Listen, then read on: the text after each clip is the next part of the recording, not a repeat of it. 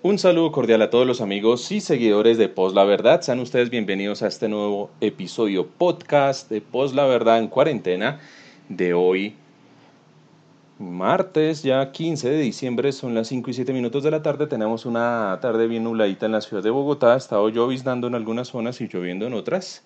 E iniciamos de una vez con esta muy buena canción que yo sé que muchos de ustedes la van a reconocer.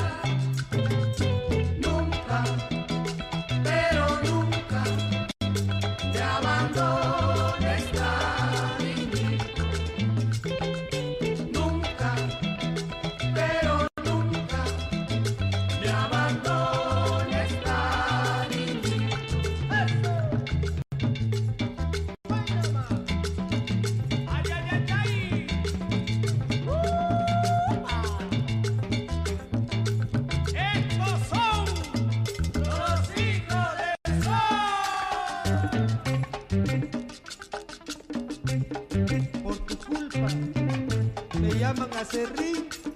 ¿Por qué, Ángel Aníbal? Porque soy lo último que botan de la cantina.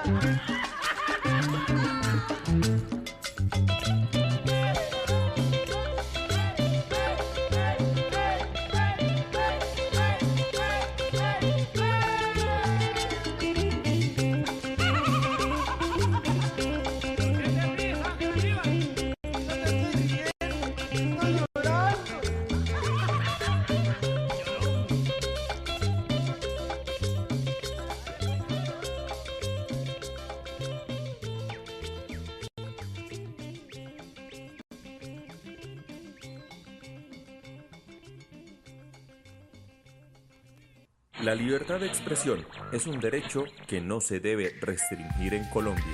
Todos tenemos algo que opinar y expresar, y más aún en esta época de emergencia. En el podcast de Post La Verdad apoyamos este principio. Únete y participa en nuestras transmisiones de lunes a viernes a las 5 de la tarde. Síguenos en Twitter en @postlaverdad. Contáctanos y charla con nosotros en uno de los programas. Porque todos somos Post La Verdad.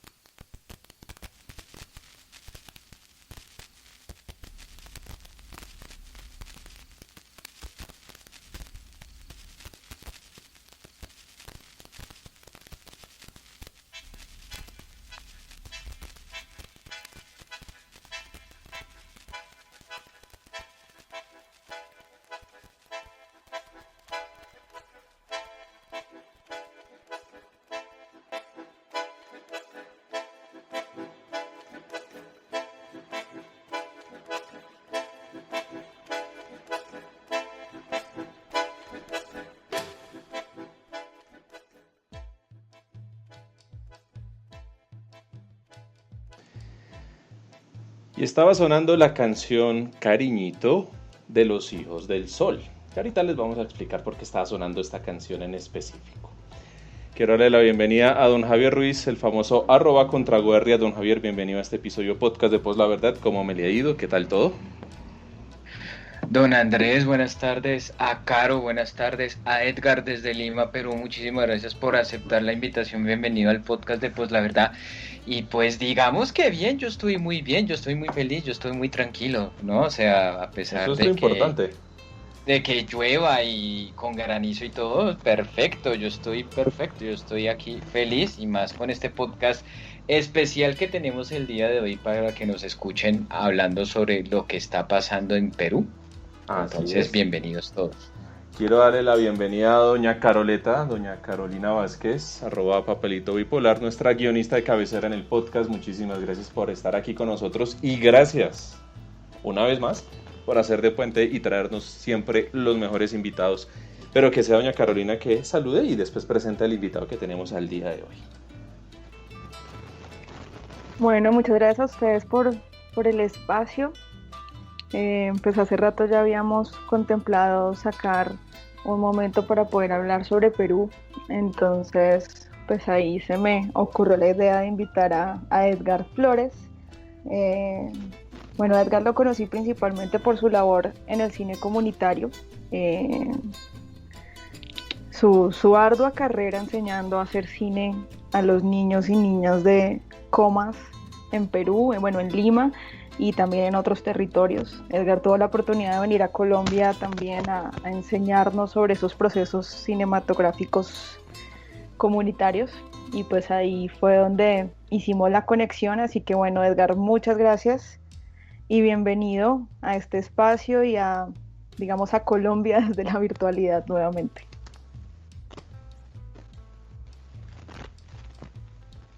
Edgar.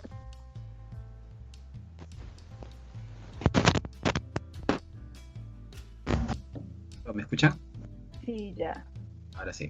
Bueno, nada, siempre para mí es muy emocionante conversar con amigos de Colombia. Quiero mucho este país y va a ser, creo que, un momento muy interesante y muy productivo conversar con ustedes sobre lo que está pasando aquí en Perú.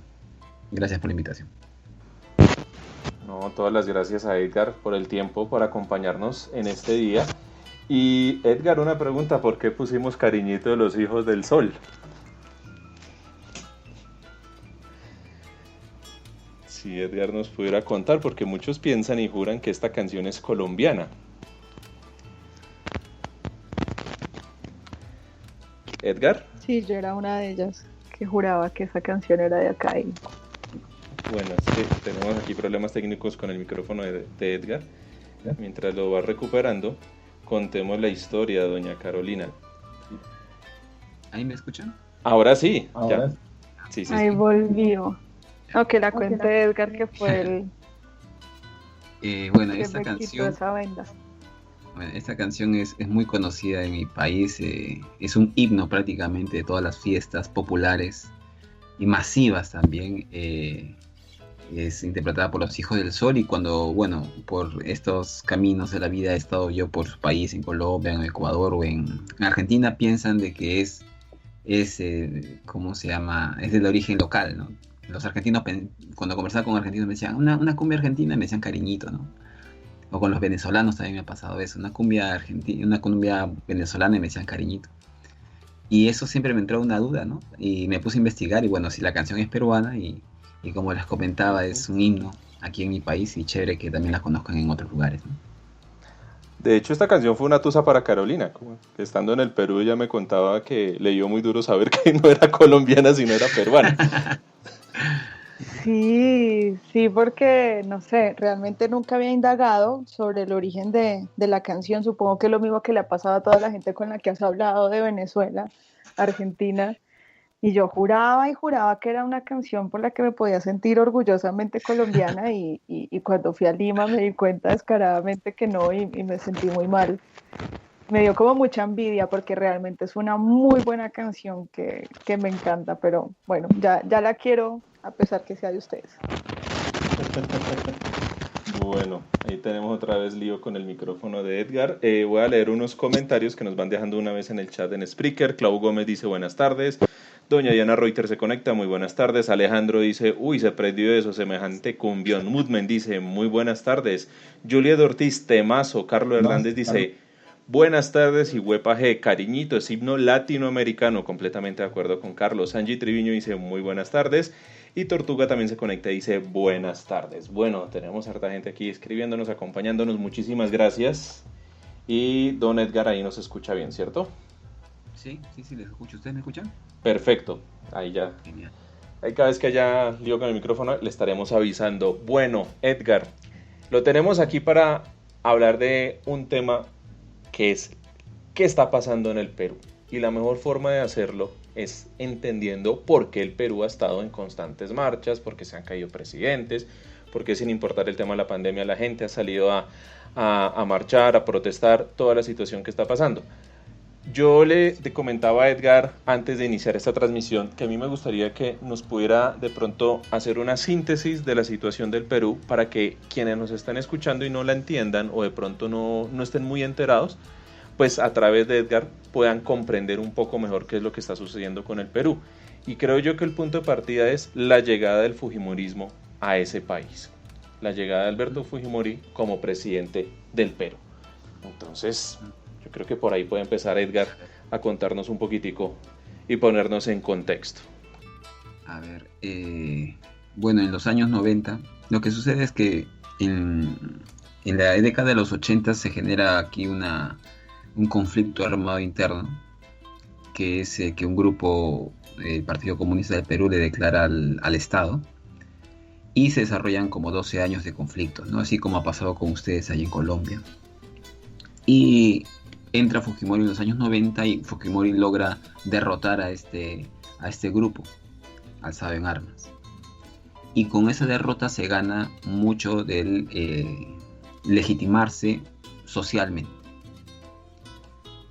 Pero a partir del año 92-93 ya Fujimori da un golpe de estado e implementa el neoliberalismo, como Pinochet lo hizo en Chile, ¿no? Y en otros tantos países se comenzaron a dar. Y ahí comienza, creo que uno de los capítulos más oscuros de la historia peruana, que ha proseguido hasta hoy en día, porque tú no podías reclamar o hacer ningún tipo de movilización o protesta porque te vinculaban con el Partido Comunista, en ese caso Sendero Luminoso, y te podían meter a la cárcel, ¿no? Entonces era un pretexto que socialmente también era legítimo vincular a cualquier acto de movilización social con este grupo subversivo, ¿no? Y eso ha sido como que la estrategia política y jurídica de los últimos 40 años, que por ejemplo se ha expresado ahora último también que los chicos que se han movilizado en estas últimas contiendas políticas, ¿no? En las marchas que han habido en Perú, también han sido estigmatizados como subversivos, no siéndolos para nada, y esto ya terminó hace 40 años, pero se sigue usando ese San Benito para callar todo lo que es la protesta social, ¿no? Y criminalizarla, ¿no? Eso es algo que se debe entender aquí en el contexto peruano. Entonces se comienza a desarrollar el neoliberalismo con Fujimori, rematan todas las empresas públicas, se privatiza todo, se pierden los derechos laborales, el seguro social, el acceso a la salud, y así varios derechos sociales conquistados a través de la historia, ¿no? del pueblo peruano. Y bueno, Fujimori cae en el año 2000 con un descalabro total del sistema político, porque estaban hundidos en la corrupción, y se supone que iba a haber un cambio democrático, ¿no? Eso fue en el año 2000. Fujimori estuvo 10 años en el poder, en una dictadura atroz, hubo mucha gente desaparecida. La misma historia latinoamericana se repite, ¿no? Y cuando se hace una gran movilización que se llama la Marcha de los Cuatro Suyos, en la que yo recuerdo era joven ahí y participé, y tumbamos a Fujimori, y entra un gobierno de transición, pero ahí vienen los otros políticos, ¿no? Que entra Toledo, viene Alan García, Ollanta Humala, PPK y ahora Martín Vizcarra, ¿no? Son 20 años de presidentes en las que todos han estado inmersos en procesos de corrupción y en las que casi todos hoy en día están en la cárcel, ¿no? O están en prisiones preventivas. Entonces, el camino del neoliberalismo se implementó con mucha fuerza en nuestro país y, como les comento, ¿no? Esos 10 años de primeras dictaduras que tuvo Fujimori, lo que hizo fue eliminar todo lo que son las organizaciones sociales y populares. Entonces, aquí en Perú no hay una fuerza social de base que pueda hacerle frente al sistema neoliberal imperante. No hay. Y recién ahora se está como que intentando reorganizar, pero vemos que es toda una perspectiva de unos 20 años, ¿no? 10 años, 20 años de trabajo nuevamente, porque no hay nada. Entonces, cuando hay este tipo de protestas como se han estado dando ahora último, básicamente son las clases medias las que se comienzan a movilizar, igual que los jóvenes de estas clases medias, ¿no? Y es desde ahí que se está impugnando estos gobiernos y estos presidentes que están vinculados con procesos de corrupción, ¿no? Más o menos podría ser ese una pequeña introducción de lo que está pasando aquí en mi país, ¿no? Aquí Carlos Hernández nos escribe en el chat, dice, parece ser que la estrategia del libreto en varios países es señalar a todo el que pide cambios o mejoras como comunista. Es muy similar a lo que hemos visto aquí en Colombia, ¿o no, don Javier? Sí, don Andrés y Edgar y Caro. Bueno, yo le preguntaría a Edgar por qué todavía hay muchas personas en el Perú, o aparentemente lo que uno ve en medios de comunicación, o cuando hubo este último proceso electoral que Pedro Pablo Kuczynski le tocó enfrentarse contra Keiko Fujimori, porque todavía mucho peruano ve con buenos ojos la dictadura atroz de Alberto Fujimori. O sea, ¿por qué les gustó? ¿Por el tema de la mano fuerte? ¿O fue por el tema de que derrotó militarmente a las guerrillas, al Sendero Luminoso o al MRTA? Que pues recordarán que en los 90 sucedió algo tenaz en el Perú. No sé si los oyentes acordaron o si no, pues acá hacemos memoria del balón, como suelo decir yo, que este grupo guerrillero, el MRTA, que si no estoy mal es el Grupo Revolucionario Tupac Amaru, no sé si Edgar me corregirá si dije bien las siglas. ¿Sí está bien? Sí. Listo. Se tomó la residencia del embajador de Japón y tuvo rehenes por mucho tiempo algunas personas, otros ahí alcanzaron a escapar. Mejor dicho, eso fue una cosa loca. Y yo me acuerdo tanto de eso porque yo era muy niño en esa época, el niño de los 90. Ya tenía como 10, 11 años, pero es que, bueno, la televisión por cable aquí en Colombia, no sé si Edgar le habrán contado acá, predominantemente eran los canales peruanos, tanto así que no le decían parabólica, sino le decían de forma jocosa perubólica, y las 24 horas en todos los canales peruanos era el tema de la toma de rehenes que hizo este grupo guerrillero en la residencia del embajador de Japón, después una operación de rescate hollywoodense, se puede decir de alguna manera, y que eso también disparó mucho la popularidad de Alberto Fujimori. O sea, ¿por qué todavía hay nostálgicos de Alberto Fujimori, Edgar? Sí, bueno, lo que pasa es que, como saben, ¿no? Todo el tema bueno, aquí, a ver, vamos a contestar. En los años 80, 90 se está cayendo el muro de Berlín y el neoliberalismo se dispara como la religión nueva en términos políticos y de ciudadanía, por ejemplo, ¿no? O liberalismo, ¿no? Entonces todo lo que era izquierda se comienza a ver una campaña mediática impresionante, ¿no? Y se desbaratan todas las organizaciones sociales, todas las bases populares también aquí en mi país, más aún con el tema de este conflicto interno que teníamos. Entonces, una vez que también aquí la guerra había llegado a un punto muy fuerte, ¿no? Usualmente las guerrillas aquí en América Latina se han desplazado en las partes alejadas de la ciudad o de la capital, y por ahí ha habido un par de incursiones quizás en las capitales, ¿no? Pero aquí en Perú llegó a la capital y se instaló desde como 4 años antes que caiga. Entonces la violencia que se venía aquí era una violencia política, pues, ¿no? Muy fuerte.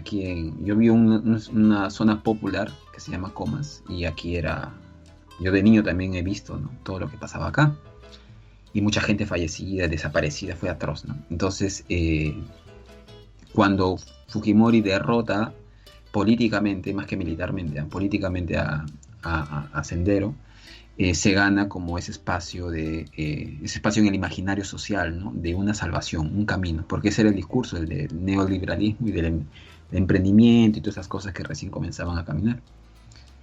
Y la gente lo apoya mucho por eso. hasta ahorita. O sea, tú no le puedes debatir a un fujimorista ese caballito de batalla que ellos te van a decir siempre: nosotros derrotamos al terrorismo. Eso es algo que es su bastión, ¿no? Y esas ideas anticomunistas o antisocialistas o anti-establishment, ¿no? Ante lo establecido, no ha ido poco a poco ganando nuevamente terreno. Por ejemplo, a partir del 2006, que Ollanta Humala, que era un candidato, y luego fue presidente, ¿no? Pero en 2006 era un candidato con cierto apoyo de Venezuela, con ideas de izquierda, y fue derrotado por Alan García, que venía de haber estafado al Perú en los años 80. O sea, la derecha apuesta por Alan García y coloca a Alan García y derrota a Ollanta Humala. Pero de ahí Ollanta Humala gana en el 2011. Entonces yo lo que he observado es que en los últimos, 10, 15 años, estas ideas progresistas están nuevamente instalándose en el imaginario popular. Pero es por la misma crisis social que estamos viviendo actualmente. Es por toda la decadencia, la falta de educación, de salud, de trabajo, la precarización, que la gente, a fuerza de ello, está comenzando nuevamente a tener pensamiento crítico. Lamentablemente, el que decide el rumbo político de mi país es Lima, y Lima es muy conservadora.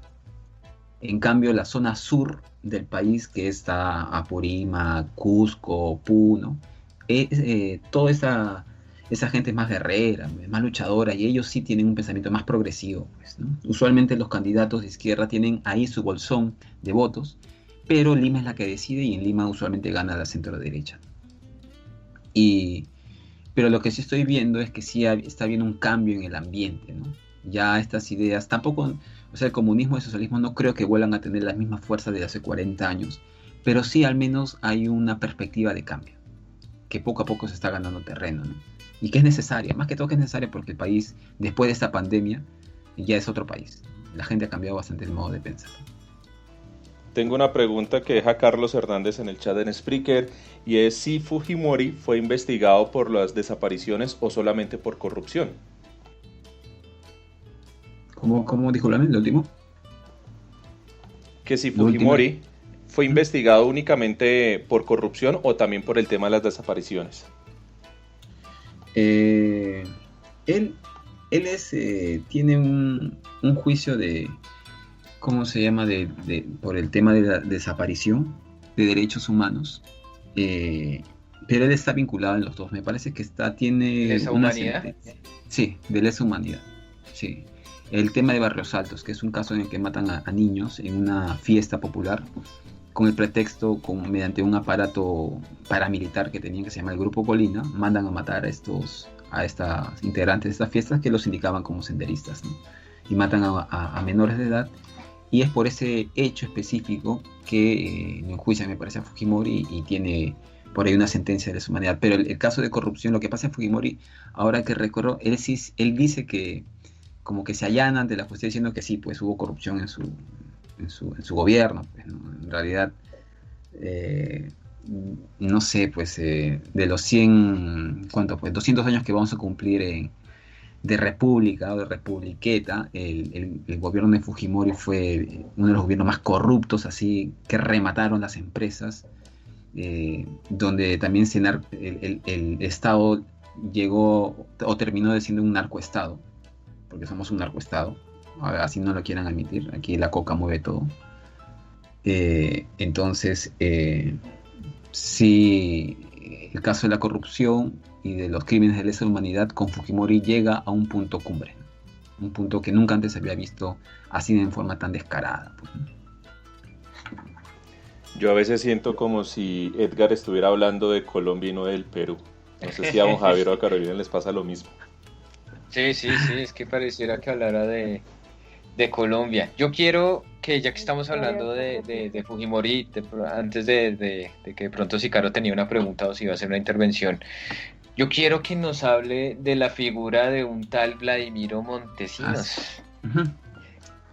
Vladimiro Entonces, Montesinos. no sé qué nos quiera decir del brazo ultraderecho de Fujimori.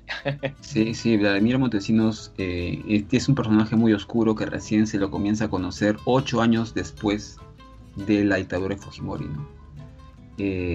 Durante todo ese tiempo estuvo oculto en las sombras, y él fue básicamente el autor intelectual. En realidad él era el presidente del Perú, porque él lo tenía a Fujimori contra las cuerdas, ¿no? Él siempre le decía a Fujimori, te van a matar, y Fujimori se escondía y Vladimiro gobernaba, ¿no? Algo así era más o menos la relación. Hay varias anécdotas y varios libros que nos comentan esos entretelones entre Fujimori y Vladimiro Montesinos. Más aún, Vladimiro le dijo, ¿no? Te van a matar en Palacio de Gobierno, así que vente mejor al servicio de inteligencia a vivir. Y Fujimori con su familia se van a vivir. Y en los sótanos donde ellos vivían quemaban a todos los subversivos y a los sospechosos de subversión que los capturaban, los quemaban ahí abajo, ahí los desaparecían. Entonces es como una cosa recontra fantasmagórica, ¿no? Y Keiko Fujimori, la hija de Fujimori, que también candidatea cada vez y cada vez pierde felizmente, pero ella también vivía y tranquilamente podían cenar, mientras que abajo estaban que los quemaban a los chicos, ¿no? Y a las chicas ahí que detenían. Y Vladimiro fue básicamente la inteligencia, ¿no? de la compra de canales de televisión, ¿no? Vladimiro Montesinos tenía una costumbre, un fetiche, que era grabar las reuniones con cámara oculta de todas las transacciones que hacía, ¿no? De toda la corrupción. Entonces, con esos videos, una vez ya capturados, chantajeaba a todos y nadie podía escapar de su poder. Y esa razón que se filtra uno de esos videos que comienza la caída de Fujimori, ¿no? Sí, eso es verdad. Bueno, a propósito de... Bueno, espero no desviarme como tanto del debate. A propósito de lo que usted dice de Vladimiro Montesinos y su influencia en los medios, digamos en los 90, ¿cómo era el papel de los medios en el Perú? Porque, bueno, nosotros en los 90, pues gracias a lo que le dije a la Perubólica, consumimos mucha programación del Perú. Entonces, por ahí creo que, no sé si es verdad o mentira, qué pena de pronto es que meta aquí tema de farándula, que Laura Bozzo, la reconocida presentadora de ese programa, Laura en América, como que tuvo relación sentimental con Vladimiro Montesinos y que ella también resultó involucrada en esos movimientos raros de este señor. O sea, ¿cómo era el papel de los medios en los 90 en el Perú? O sea, ¿era puro pan y circo, así como uno veía que Laura en América, la desinformación, o cómo era el papel de los medios ahí? ¿O había voces y le daban espacio a voces disidentes? ¿O cómo se lograba que ciertas personas que fueran opositoras a Fujimori pudieran tener espacio en medios de comunicación? Lo que pasa es que siempre hay, o sea, detrás de estos poderes políticos hay una gran burguesía, ¿no? Que está fraccionada. Entonces hay una lucha de facciones económicas y políticas, ¿no? Entonces siempre ha habido eso. Entonces hay unas facciones que son las que chapan el botín, ¿no? Las que agarran el botín y comienzan a desfalcar al Estado, y hay una facción disidente que tiene cierto poder pero se ve excluida de las fiestas, y esa razón de estas facciones, que también son dueños de medios de comunicación, donde comienzan a ser más críticos con el sistema. En ese entonces, hasta el año 97 me parece, al menos que yo recuerde, era un solo coro todo, ¿no? Es decir, Fujimori había derrotado el terrorismo, se instalaba el neoliberalismo, que era un nuevo camino para la gente, el ahorro, el emprendimiento, etcétera, ¿no? Pero a partir del año 97 comienzan a filtrarse, hay canales de televisión, me acuerdo que era Canal 2, Frecuencia Latina, que le querían quitar el canal al dueño, y pues esa razón de ello, de que él comienza a tener, albergar en su canal programas disidentes, ¿no? Que comienzan a denunciar toda esta serie de atropellos, y comienzan a filtrar el tema de Vladimiro Montesinos. Pero en general, la debacle de la prensa peruana se da con Fujimori al instalarse un concepto que a mí no me gusta cómo lo llaman, pero sí como que se ha normalizado, que le llaman la prensa chicha, ¿no? La chicha para el peruano es una música popular, y es una música como cariñito, así, muy multicolor, ¿no? Alegre, festiva, ¿no? Y eso a las clases medias y altas detestan, ese tipo de música y ese tipo de expresiones culturales, ¿no? Y estéticas. Entonces se le pone el apelativo de prensa chicha, la prensa que era servil a Fujimori, dirigida al sector popular, ¿no? Y hay una serie de periódicos ¿cómo se llaman? El Mañanero, ¿no? Hay una serie de periódicos que te juro que vi una tesis sobre las portadas de la prensa peruana en los años 90 y eran eran muy vergonzosas, ¿no? Y esa razón, esta prensa basura o esta prensa chicha que se instala en el imaginario popular también una posición conservadora y anticomunista y qué sé yo.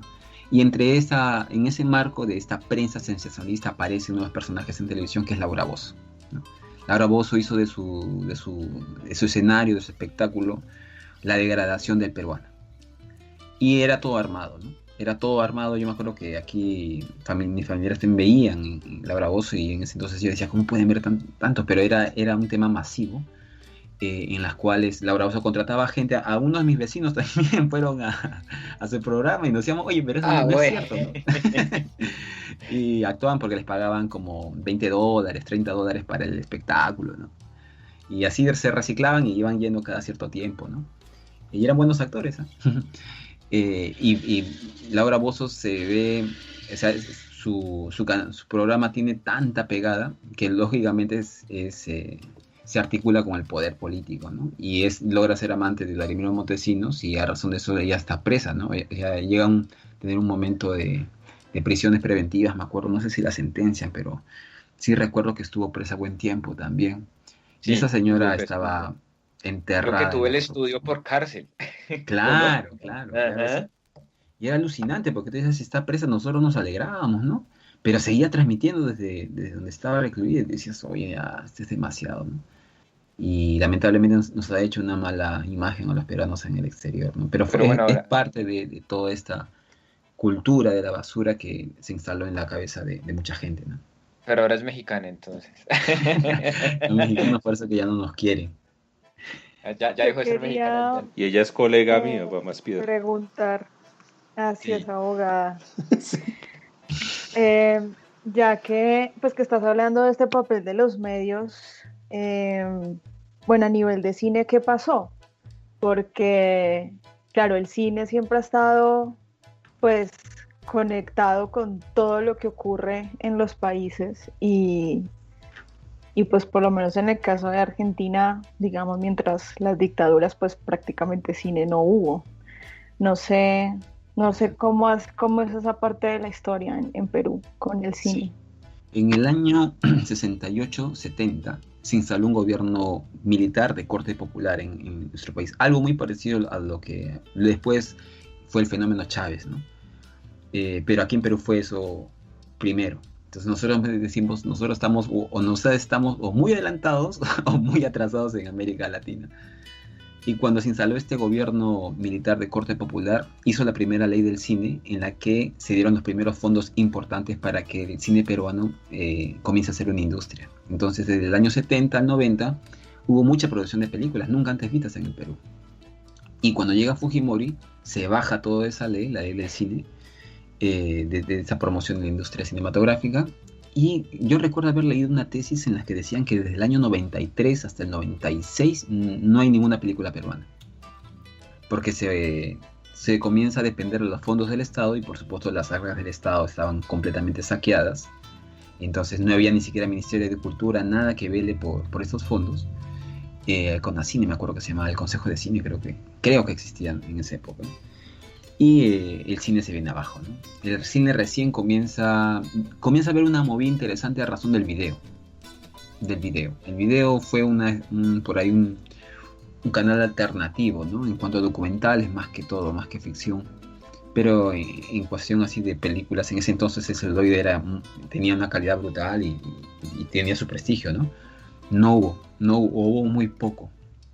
Recién las películas contra Fujimori o con unas voces disidentes comienzan a salir en el año 2001, 2002. Yo recuerdo, y en formato de video. Pero el cine se paralizó también. ¿Y películas a favor de Fujimori pagadas con todo el presupuesto habían?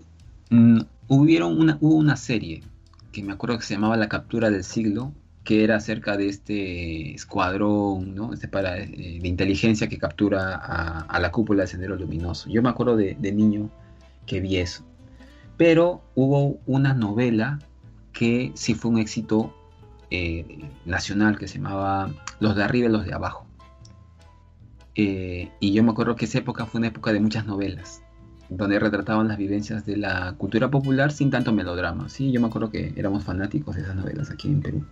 Pero de ahí, algo así que haya impactado masivamente a nivel audiovisual, más no hubo.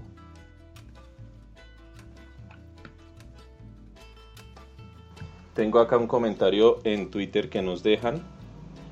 Vamos a mandar un saludo a Katia, que dice: los escucho aquí en directo, qué maravilla. Muchas gracias a Katia por escucharnos. Bueno, don Javier, otra pregunta.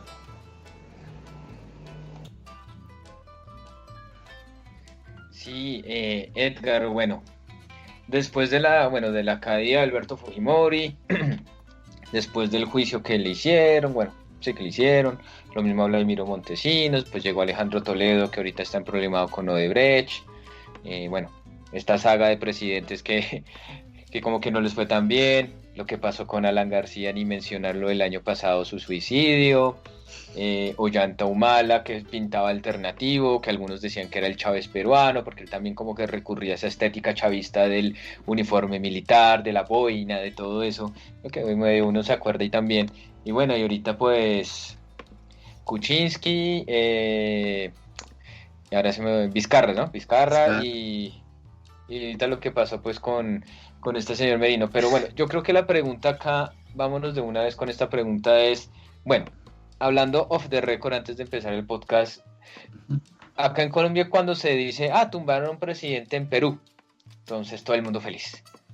Es que nosotros, los colombianos, nos burlamos de los peruanos, que el carrito sanguchero, que Laura en América, que no sé qué. Y mire, ellos sí tumban presidentes y nosotros no somos capaces de tumbar presidentes. Deberíamos ser como los peruanos. Y otra vez vuelven a tumbar a otro presidente. Y otra vez la misma retahíla. Es que los peruanos sí saben cómo es la vuelta de tumbar presidentes y los colombianos somos unos atembados, unos huevones, perdónenme la expresión, pero es que sí, es lo que uno lee ahí. Y peor en redes sociales, ¿no? Ahorita lo que pasó con Vizcarra, que lo tumbaron, por sí ve tan chévere que lo tumbaron, no sé qué. Entonces uno les dice, ey, ojito, porque toca mirar el contexto, no celebremos tanto. Entonces la pregunta para Edgar es, bueno, ¿por qué tanto presidente cae? ¿Cómo es cómo decirlo, como la arquitectura institucional de que por qué en Perú sí se caen presidentes? Bueno, aparte de la movilización de la protesta social, que también ha sido fundamental cuando la gente está indignada y está harta del desgobierno, de la corrupción, lo que pasó con Fujimori y demás. Bueno, ¿por qué en Perú sí se da este fenómeno y toca con pincitas? Porque es que cada caso es particular, o sea, no es lo mismo, la caída o provocar la renuncia de, qué sé yo, de un Kuczynski que la caída de un Vizcarra, por ejemplo, ¿no? Que eso es lo que toca como contextualizar, porque no todos los casos son iguales, tiene sus particularidades. Sí, a ver, mi percepción personal, me faltaría evidencia para sustentarlo, pero si hay indicios, para mí que es la embajada norteamericana la que está decidiendo quién se sienta y cuánto tiempo se sienta el presidente de turno. ¿Por qué? El tema de Odebrecht, que ya se sabía no solamente desde Toledo, sino desde el primer gobierno de Alan García, estamos hablando de 1988, explota 40 años después. ¿Por qué? Uno se pregunta, porque si antes ya habían pruebas contra García, estoy hablando de 1988, 89, luego con Fujimori, luego con Toledo. Entonces, ¿por qué? Porque siempre cuando los tres candidatos que están punteando en las encuestas siempre tienen una reunión con la embajada norteamericana. Más aún, una de las actuales también candidatas, que se llama Verónica Mendoza, que se supone que es de izquierda, que la elección pasada rivalizó contra PPK, también se fue a la embajada norteamericana a conversar los términos, creo, de qué pasaba si es que ganaba. Bueno, entonces, Estados Unidos me parece que tiene un control importante, o una influencia importante, lógicamente, ¿no? Si tiene control económico, debe expresarse en lo político. ¿Por qué? Porque PPK, Pedro Pablo Kuczynski, que ha sido el presidente que fue electo en el 2015, me parece, sí, 2015, él también tenía muchos pasivos desde el año 77, desde el año 68. O sea, sabíamos de su corrupción desde el año 68 y nadie hizo nada. Hay una negociación que se llama la Página 11, que fue en el gobierno de Belaúnde, no fue con PPK tenía otro lío, no recuerdo, más aún PPK sale del país en una maletera de un auto porque si no lo atrapaba. Eso fue comentando en los años 60, 60, 70. Y él logra ser presidente ahora hace 5 años. Y lo que pasa es que se comienzan a filtrar todos estos documentos de Odebrecht, ¿no? Pero lo que yo he observado es que están quemando figuras políticas que ya no les sirven a las fuerzas económicas que hay detrás. El caso de Ollanta Humala le sirvió durante 5 años a la gran burguesía, y como ya no le sirve, lo desechan. Y como tienen toda la información acerca de Odebrecht, con eso lo sepultan. Ya no nos sirves, te bajamos el dedo. Lo mismo con Keiko Fujimori. Keiko fue la primera, recuerdo, que comienza a caer, y Keiko era intocable. ¿Por qué? Porque la familia Fujimori está articulada con todo lo que son las grandes mineras en ese país, ¿no? Que son las que de alguna u otra manera son las que dirigen el rumbo de aquí, ¿no? Entonces a Keiko nunca lo tocaban, y nos sorprendió muchísimo que se filtrasen tantos documentos que embarrasen a Keiko, por ejemplo. Y luego a PPK, ¿no? Que PPK, ¿cómo se llama? También ha sido funcionario de los grandes poderes norteamericanos. Más aún PPK es norteamericano también. Entonces a mí me sorprendía mucho, y me sigue como que sorprendiendo, ¿no? ¿De dónde salieron esas pruebas, ¿no? ¿Quién autoriza esa información tan delicada, ¿no? Y como les comento, ¿no? También veía algunos amigos que decían, ¡ay, qué bacán que la protesta popular está sacando presidentes en tu país! No es cierto, es eso. Se usa la indignación de la ciudadanía para darle legitimidad a estos cambios de presidentes que en realidad son cambios de las facciones económicas y políticas de la gran burguesía peruana, ¿no? Lamentablemente, como les comentaba en un principio, no hay bases sociales o fuerzas populares aquí en mi país, y usualmente se movilizan los 40.000 en el centro de Lima, donde hay estas movilizaciones, ¿no? Y se moviliza el que puede ir a expresar su voz de protesta, porque todos los demás estamos trabajando, ¿no? La precarización es tan dura aquí en mi país que no podemos irnos a una movilización, porque estamos ahí chambeando para el día a día, trabajando para el día a día. Entonces, lo que está haciendo esta pelea de facciones de la gran burguesía es filtra documentos mediante sus medios de comunicación, que hacen campaña política, ¿no? Y de propaganda, para bajarse al representante de la facción de turno, por ejemplo. Y asusan a la población a que se ponga a la cola de su agenda de turno, buscando siempre el muerto, ¿no? Como lo que pasó ahora último, ¿no? Con CAE Vizcarra, por un tema de corrupción total. O sea, Vizcarra ya no le servía a las farmacéuticas para que se sigan ganando el dinero en esta pandemia, porque aquí en Perú ha sido un escándalo total lo que han hecho las farmacéuticas en este país. Más aún, Vizcarra en estos tiempos de pandemia no ha hecho ningún trámite para conseguir vacunas. Y como ya las facciones de la burguesía querían seguir saqueando, ya él no les era útil, lo tumban. Filtran todos sus procesos de corrupción que ya se sabía desde 2015, 2013, ya se sabían todos esos procesos de corrupción que tenía Vizcarra, y se lo tumban y ingresa Merino.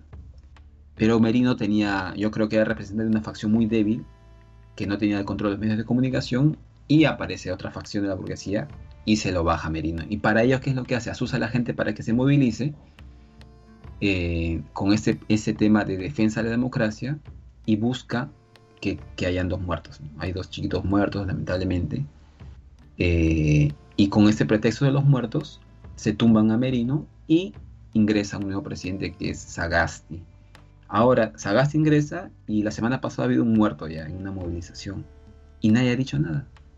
No lo sacan del poder. Porque todos decimos, ¿no? Si murieron la vez pasada 2, o cuando se sabía que ya uno había fallecido, se tumbaron a Merino, ¿por qué ahora hay un muerto en una movilización y no se le tumban a Sagasti, y no hay la campaña mediática que hubo en una ocasión anterior? Y eso es porque en realidad y lo que veo es que se está usando esta indignación ciudadana, se instrumentaliza para los intereses de estas facciones de la gran burguesía, ¿no? Eso es lo que yo les puedo comentar de mi percepción de lo que sucede en mi país, ¿no? Y lo que está sucediendo, ¿no?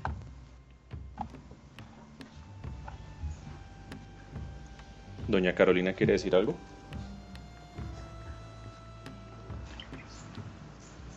Pues bueno, ya que estabas hablando como del hoy, no sé si nos puedas contar desde tu perspectiva cómo ha sido este manejo pues de la pandemia, porque claro, es pandemia más todo este caos político, movilizaciones, presidente 1, presidente 2.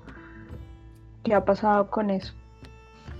Sí, el tema en realidad lo que estamos viviendo, yo lo vivo desde el sector popular, ¿no? Porque yo trabajo con niños, con familias, con papás, con mamás, ¿no? Con jóvenes en el barrio. Y desde el barrio es desde donde nosotros estamos conversando e interpretando los hechos en el Perú. Cuando comenzó la pandemia, aquí se priorizó, como creo que en muchos países de América Latina, menos neoliberales, se priorizó el mercado y no la gente, ¿no? Entonces, cuando comenzaron los primeros casos, nunca cerraron aquí las líneas aéreas, por ejemplo. Se demoraron como 15 días y venían muchos vuelos de España, y donde España ya era un foco de infección. Y cuando llegaban acá nunca los controlaban. Entonces el poder que tenían las empresas de aviación rebasaba al gobierno, pues, ¿no? Y todos pedíamos a gritos que cierren, y nunca lo cerraron demasiado tarde. Y cuando comenzó la pandemia aquí la pandemia ha arrasado con Lima. Se dice que el 60% del Perú ya está contagiado, pero de ese 60% Lima debe estar llegando al 80 al 90%. Yo no tengo amigos, casi no tengo del 100%. ¿Cuánto tendré? Pues quizás un 15 o un 20% que aún no se ha contagiado. Pero todos los demás ya se han contagiado. Y aquí ha sido arrasado con nuestros distritos populares, ¿no? Por ejemplo, Comas es uno de los distritos más del foco de infección, donde también el gobierno permitió de que las farmacéuticas vendan lo que antes costaba $1, una pastilla que te podía costar $1, te costaba $100. Tengo amigos que se han endeudado por $100,000 en una clínica privada. Yo no sé cómo lo van a pagar. Hay gente que se ha endeudado por $1 millón. Y nosotros también, por ejemplo, mi familia también se vino afectada por el COVID y todo estaba carísimo. Todo estaba, y fueron las cuarentenas, estaba todo militarizado. Pero ellos hacían su festín económico. Lo que pasó, algo muy particular, no sé si pasó allá en Colombia, pero el presidente comenzaba a dar casi diario reportes en televisión. Entonces mucha gente aquí que tiene el pensamiento muy vertical lo vio eso como bueno, que el presidente se está comunicando, pero lo que comunicaba eran puras mentiras, que ahora ya se saben que son puras mentiras lo que dijo Vizcarra, pero la gente tenía mucha aceptación decía, esto nunca pasó en el Perú, y está bien que el presidente se comunique con la ciudadanía, está bien, están haciendo un esfuerzo, no sé cuánto, que no sé el otro. Pero en realidad fue toda una jugada mediática, pues, y política, ¿no? Nosotros somos a nivel mundial el peor país en cuestión económica y el peor país a nivel de muertos. Nosotros tenemos la mayor cantidad de muertos por, no sé por cuántas personas, pero estamos por en millón de habitantes. Sí, estamos, lo que ha pasado que ha sido como que un apocalipsis, pues. Entonces la gente se ha organizado como ha podido, ¿no? Y al momento de organizarse, por ejemplo, aquí en mis barrios arriba, se han organizado en ollas comunes para sobrevivir, porque no podías trabajar, porque todo estaba militarizado, no podías movilizarte. Y al momento de hacer ollas comunes, donde la gente se organizaba con lo poco que tenía para hacer el menú diario, se iban contagiando y se iban muriendo, pues, ¿no? Muchos hemos tenido familiares fallecidos en nuestras casas, ¿no? O sea, los hemos cargado, nadie nos ha venido a ayudar. Y el gran negocio ha sido el de las farmacéuticas, ¿no? Que sabemos que es Carlos Rodríguez Pastor, que es el multimillonario, que es también dueño de cines aquí en este país, que es el que se ha llevado todo en coche. Y ya la gente se olvidó de eso. Y ahora están viendo las elecciones que se vienen en el próximo año, en abril del próximo año. pero el manejo de la pandemia ha sido fatal, ¿no? Fatal. No sé cómo la habrán pasado ustedes allá, pero acá sí ha sido un apocalipsis, ¿no? Y una cosa medianamente positiva es que ya los jóvenes, los niños, tienen una percepción más crítica de la realidad peruana. ¿Por qué? Porque han fallecido sus familiares. Es por esa razón que yo creo que ha habido un avance de ese pensamiento crítico a nivel nacional. Más aún, nosotros me parece que tenemos a nivel mundial la provincia o el territorio que logró tener el famoso efecto de rebaño, ¿no? Esto que hablaban de que todos se tienen que contagiar para que, ¿no? Para que el virus, ¿cómo se llama?, desaparezca. Eso se daba acá en Perú, en Iquitos. Porque ahorita les pasaba, hace como 2 semanas, vi un estudio que los científicos sorprendían que en Iquitos, que es una población que está muy cerca de Colombia también, el virus ha desaparecido completamente. Entonces, todos no se explicaban, la gente, el estudioso decía, no se explica por qué ya no existe el COVID en Iquitos, como no vas a saberlo si todos se han contagiado allá. Y bueno, pues, ¿no? Así hemos pasado nosotros la pandemia, ¿no? Ya ahorita prácticamente la gente en las calles sale sin mascarilla, ¿no? Porque ya todos se contagiaron, ¿no? Y felizmente no están habiendo casos sin el tema de la reinfección. Pero sí, pues han sido como que, no sé, pues 9 meses pedagógicos para todos los peruanos. Hemos entendido que ahora sí podemos hablar de contra el liberalismo o contra el capitalismo. Antes de la pandemia no podías hablar de capitalismo ni de neoliberalismo sin que te llamen terrorista o subversivo. Ahora, después de todo lo que ha pasado, se ha abierto aunque sea un espacio de comunicación en las que se pueden hablar de esas cosas más críticamente. Eso es lo que le puedo hacer como un resumen de lo que ha pasado acá. Esto que nos cuenta Edgar es realmente triste. Preocupa mucho esto, lo que nos está contando, y de verdad que lo sentimos porque aquí en Colombia también se ha vivido. Aquí en Colombia también se cometieron los mismos errores. Fue el aeropuerto del Dorado en Bogotá, que se fue la entrada del coronavirus. También llegó de España, curiosamente, irónicamente. El aeropuerto lo demoraron en cerrar más de 2 semanas y el virus empezó a viajar por todo el país. Eso sí, las medidas que tomaron desde la presidencia fue cerrar fronteras terrestres y fluviales, como si el coronavirus fuera a cruzar frontera en canoa, en el río Putumayo, en el Amazonas, en Leticia, en el puente Rumichaca con Ecuador, o en Maracaibo, o en Cúcuta con Venezuela, o de pronto en el tapón del Darién con Panamá. No, el virus entró por Bogotá. Y muchos lo han dicho, otros cuestionan, se señala que el virus llegó de forma elitista. Claro. Pero se esparció a través de todas las personas trabajadoras, transporte público y todo, y han sido las zonas, los estratos bajos. Aquí lo que llamamos, aquí en Colombia los estratos es como las clases sociales bajas. Aquí las clases sociales bajas, los estratos bajos, han sido los más afectados.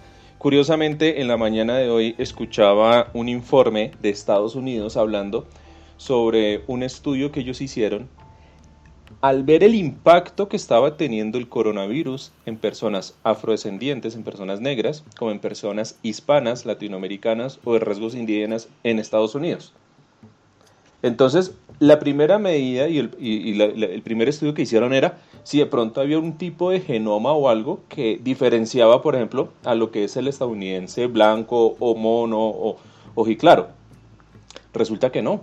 El virus afecta a todos por igual, o sea, a toda la especie humana la afecta por igual. Pero entonces, ¿por qué en Estados Unidos hay más casos de enfermedades y más casos de muertes en inmigrantes, latinos, afrodescendientes, población aborigen, indígena? Por el tema de la desigualdad. Estamos hablando de Estados Unidos. El tema de la desigualdad es el factor determinante para que hayan más casos de contagio como de muerte. Lo mismo está pasando aquí en Colombia, lo mismo está pasando en Perú, lo que nos dice aquí Edgar.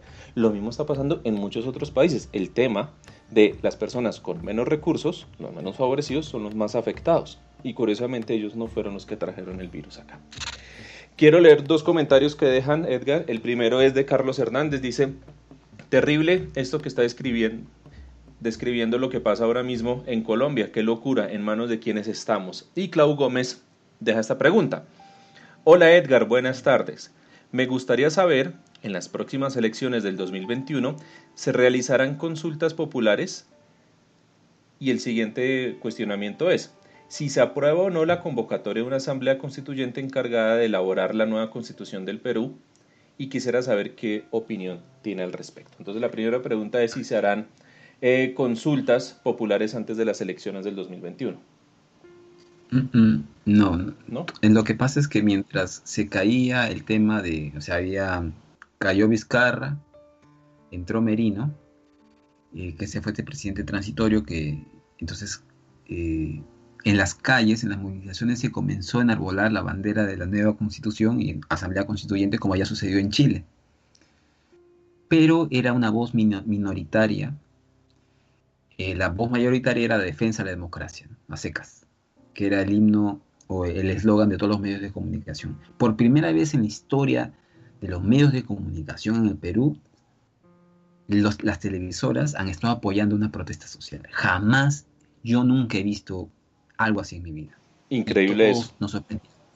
Oye, más sabes que los medios de comunicación, los noticieros que de las horas de las 9 de la noche, ¿no?, que son los más sintonizados usualmente en nuestros países, te decían cuáles iban a ser los lugares de concentración. Habían croquis. Entonces los jóvenes decían, más aún pagaron a influencers en Instagram para que movilicen a los jóvenes. ¿No? Entonces todos decíamos, ¿por qué están asusando a los chicos? Porque querían un muerto, pues, ¿no? Con ese pretexto sacaron, mira, mataron a estos dos chicos y hasta ahorita entró el nuevo presidente con dice, vamos a hacer justicia por estos héroes que han caído en un esbozo de dictadura, y hasta ahorita, justo hoy día va a haber una velada, me parece, de los padres de estos chicos porque no se ha hecho nada y no se va a hacer nada. Entonces, esa bandera de la nueva constitución, asamblea constituyente, está bloqueada, se arrancó, porque una vez que cae Merino, comienzan estos opinólogos y estos especialistas a pasearse por todos los medios de comunicación diciendo que no, que es cuestión de hacer unas pequeñas reformas en la Constitución, pero no hay razón para cambiarla completamente. Y como les comentaba, esta idea de la Asamblea Constituyente no es una idea mayoritaria en mi país, es defender básicamente la democracia liberal, ¿no? Eso está en los jóvenes. Lamentablemente es conservadora Lima, ¿no?, en ese sentido. Creo que como toda capital sudamericana. Entonces no hay camino hacia ello, ¿no? Había un grupo, el que les comentaba, que estaba impulsando estas ideas de asamblea constituyente, y entre ese grupo hay un partido político que se funda que se llama el Movadef. Entonces, ¿qué sucede? Que el Movadef son como ideológicamente están emparentados con Sendero, pero ellos enarbolan una bandera que se llama algo así como que el camino político, ¿no? Es decir, conforman el Movadef para el movimiento sea movimiento por amnistía internacional, o así es, un movimiento para darle amnistía a sus presos políticos de Sendero, ¿no? Y bajo esta bandera comienzan a desarrollar acciones políticas, ¿no? Inscribirse en un padrón electoral, participar en las elecciones. Bueno, todos estos caminos a este grupo ha sido bloqueado desde el año 2007, 2008 que fue fundado. Si no es que termina de caer Merino, entra Sagasti y se hace un operativo que se llama el Operativo Olimpo, donde capturan a 70 de este grupo que prácticamente no tiene actividad política. Estaban en sus casas cuando los han allanado y los han capturado a 70, 75, entre ellos a una señora con su bebé, que ha estado torturada con su bebé en la DIRCOTE, que es la Dirección contra el Terrorismo, ¿no?, acusados de ser asusadores de estos movimientos. Y como eso en mi país, tú no puedes defender abiertamente a alguien que simpatice o que sea pariente ideológico con Sendero, entonces ahorita están presos. Y nadie, ni la izquierda, recién ahorita hay unas pequeñas voces que se están alzando, porque es completamente ilegal, no te pueden detener por tus ideas. Ellos no han hecho nada, más aún están fuera de acción desde hace 5 años, 5 o 6 años, ya no se sabe nada de ellos, pero para criminalizar y estigmatizar cualquier movimiento de ahora hacia adelante, los han metido a los 75 y con eso han cortado cualquier tipo de movida posterior a nivel social, ¿no? O sea, lo que estamos viviendo ahorita en mi país no tiene nada que ver con la democracia, ¿no? O sea, si te detienen por tus ideas políticas, más aún, ¿sabes qué? cuando los han detenido, a los chicos, los han detenido porque en sus casas tenían libros de Marx. O sea, si tú tienes como peruano un libro de Marx, ya tienes una evidencia de ser un futuro terrorista. Y tienes el aparato legal y jurídico del Estado para que te detenga. Eso se llama derecho O sea, penal sí, de conciencia. Sí. No tengo el término, ¿no? No, sí, jurídico, sí, pero sí. De hecho, eso aquí en Colombia por constitución está prohibido. Aquí nadie podrá ser condenado por su pensamiento, o sea, por su forma de pensar. Aquí el derecho penal de conciencia no existe en Colombia. Antes existía. Antes cualquier persona, si profesaba cualquier idea contraria a los intereses, lo iban encarcelando.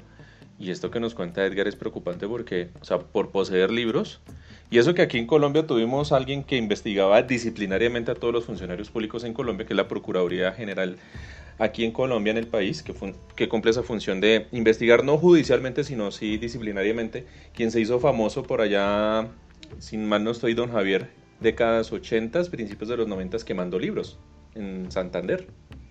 Alejandro Ordóñez. Así es. Entre esos libros de Marx. Literatura prohibida. Gracias a la nueva constitución en Colombia todo eso se abolió y aquí hay un esquema muy fuerte de derechos fundamentales que lo han querido y le han estado metiendo mano.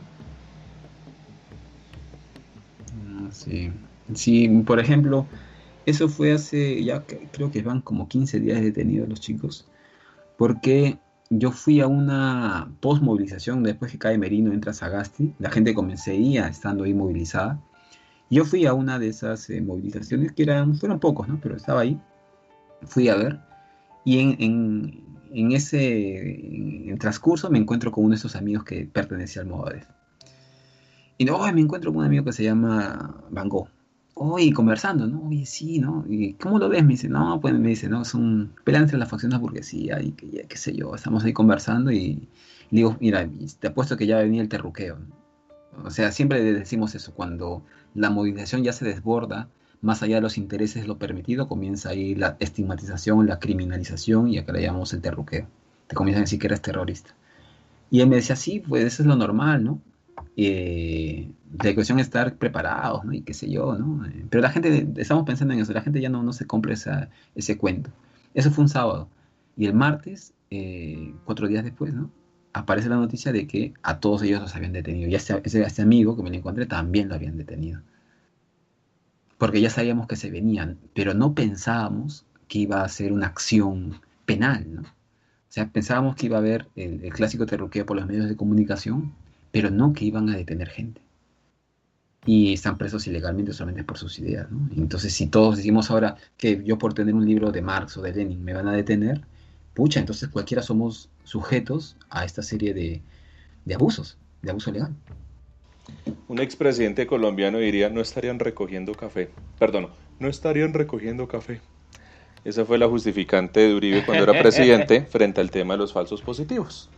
De haber cogido jóvenes de un poblado al sur de la ciudad de Bogotá, en Soacha, haberlos llevado y haberlos hecho pasar como combatientes de la guerrilla de las FARC para que los generales, comandantes, los miembros del ejército cobraran unos bonos en dinero y unas condecoraciones por haber dado de baja, entre comillas, a peligrosos narcoterroristas que amenazaban la democracia del país. Quiero leer un comentario y le doy la palabra a don Javier. Iván Dacho dice, interesante todas las herencias de Fujimori y de César Gaviria que aún comparten ambos países. Uribe es la mezcla de esos dos. Don Javier. Sí, los 90 fue la década neoliberal aquí en Latinoamérica. Edgar, bueno, ya se mencionó ahí que se acercan las elecciones presidenciales en Perú. Verónica Mendoza sí podría ser la gran alternativa, porque por ahí ya lo escuchamos que ella por ahí como que fue a la embajada de los Estados Unidos. Entonces, ¿cómo ve la izquierda peruana, según su punto de vista, sus impresiones, rumbo al 2022? ¿Y si ganará la izquierda o volverá a ganar un gobierno de derecha? ¿O cómo la ve ahí, Edgar? Yo creo que va a ganar la derecha. No creo que gane la izquierda. Ahorita la izquierda tiene como 2 representantes. Uno es Verónica Mendoza y el otro es un profesor por el cual yo voy a votar, que se llama Pedro Castillo, que fue un dirigente de maestros que hizo acá una marcha. ¿Escuchan? ¿Ahí me escuchan? ¿Ahí? ¿Se me escucha? Hola. Sí, se te Sí. escucha. Allá. Se les escucha. Allá, muy bien. Entonces, se me escuchó todo, ¿no? De Verónica Mendoza y Pedro Castillo. Sí. Sí, así Allá, es. muy bien. Entonces, y bueno, y este personaje sí tiene trabajo de base, qué sé yo. Bueno, yo simpatizo con lo que hizo, ¿no? Pero son estos, de ellos dos, claro, Pedro Castillo no tiene un aparato mediático, ni ha tenido todo este training que se tenía Verónica Mendoza, pero para todos sabemos, al menos los que somos, no somos, sino bueno, yo comulgo algunas ideas de izquierda. Claro, Verónica Mendoza es el centro derecha, ¿no? Es una derecha liberal, ¿no? Pero no creo que ella gane. No creo que ella gane. Hay 3 candidatos más, de los cuales hay uno que se llama Guzmán, que me parece que es el que va a ganar. ¿Por qué? Porque me parece que está ganando la simpatía de esas facciones económicas, de poder económico, que son los que ponen a los candidatos, ¿no? A los presidentes, a los futuros presidentes, ¿no? Entonces, en el Perú usualmente la parte sur, estos departamentos, estas regiones del sur del país suelen apoyar a los candidatos de izquierda, pero Lima tiene la mayor cantidad de población, ¿no? Lima tiene el 40%, el 30% de toda la población total del Perú. Entonces Lima es la que, ¿cómo se llama? Dirime al último, ¿no? Y como yo he visto en las últimas movilizaciones, muchos jóvenes apuestan aún por una democracia más de corte liberal, entonces no dan cabida a ideas de izquierda, ¿no? O ideas más progresistas en todo caso, ¿no? Por esa razón yo creo que vamos a tener más o menos 10 años más de neoliberalismo, ¿no? Hasta que cambie algo, ¿no? Pero sinceramente no creo que haya mayor sorpresa en este ámbito, en este escenario político que se viene ahora en abril, ¿no?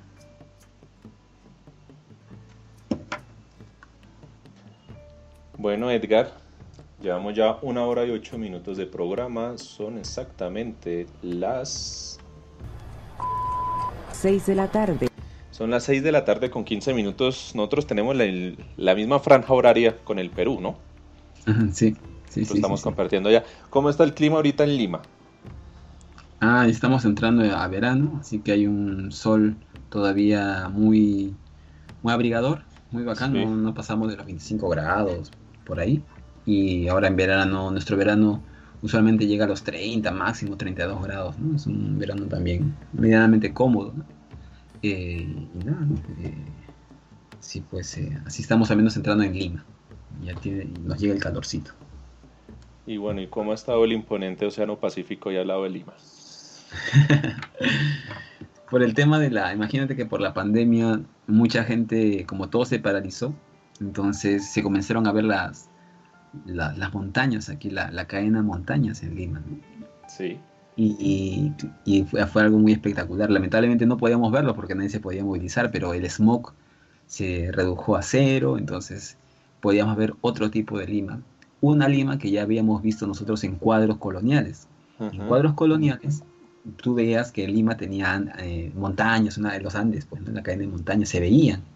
Y ahora, razón de la pandemia, hemos tenido esa sorpresa y que ahora que se ha reaperturado medianamente todo, tampoco ya no vemos nada, ¿no?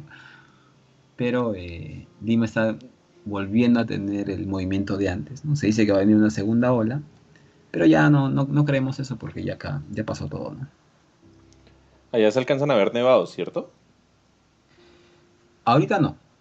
Como te comentaba, en Sí. Lima, cuando todo está sin smog, sí se logra ver la cadena de montañas. Pero ahorita no. Ya Lima volvió a ser la de los 90. Igual que aquí en Bogotá. Y una pregunta, ¿cómo ha estado el ambiente de diciembre, ¿no? Aquí en Colombia, lamentablemente, hay una tradición muy heredada de la cultura narcotraficante, que es la alborada, que se festeja en la madrugada del 1 de diciembre, saliendo a la calle a disparar tiros, echar plomo al aire.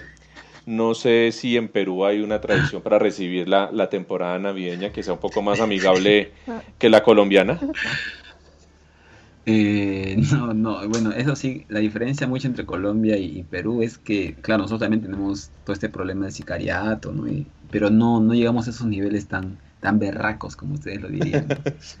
Eh, lo que pasa es que sí, ahorita estamos a puertas, entre comillas, de una segunda ola que nos están comenzando a alertar por los medios de comunicación, pero raramente todos los centros comerciales se les ha permitido aumentar el foro. Y hay colas inmensas de gente que está haciendo sus colas, ¿no? Para ir al centro comercial y comprarse su última ropa de remate, pues, ¿no? Entonces, ese es el espectáculo diario hoy en día en Lima. Colas inmensas en los centros comerciales, ¿no? Allá en Perú, en época navideña, echan pólvora. Bueno, aquí decimos pólvora a los fuegos artificiales. Chispitas, voladores, totes. Ah, sí, acá aún hay esa tradición de ¿cómo se llama? Bueno, se está intentando prohibir, ¿no? Pero es Ujú. muy difícil, ¿no? Aquí Pero está sí, prohibida, acá pero la hay. gente lo sigue haciendo. Y hay muchos quemados. Sí, sí, claro, los chicos se guardan los dedos y qué sé yo, pero aquí el del 24 al 25, ¿no? Nochebuena o en Año Nuevo, no, pues aquí es un espectáculo total, es un fuegos artificiales a full, ¿no? Y están carísimos, acá la gente se compra por $100, $150, cosas que se van a quemar en 5 minutos, pero aquí el espectáculo es brutal, es de donde nosotros estamos, por ejemplo, yo vivo en un cerro que es una pequeña montaña, de aquí se ve todo, pues es delicioso el espectáculo visual, ¿no? Ya pues del tema de la contaminación y todo eso después, ¿no? Pero visualmente es imperdible, siempre salimos al techo a ver todo esto. Sería bueno que pronto Edgar, que pudiera, nos compartiera unas fotos de la vista que tiene desde donde está viviendo, nos las pudiera publicar ahí en Twitter, en @poslaverdad, y ahí le estaremos replicando también para que quienes nos estén escuchando, pues se acerquen a la cuenta de Poslaverdad, la cuenta de Edgar, lo sigan y puedan ver las bonitas fotos que me imagino ha de tener de esa vista de donde se encuentra. Edgar, ¿cómo celebra el Año Nuevo? Saquémonos el tema de Acá pandemia. también. ¿Cómo celebra el Año Nuevo, Edgar?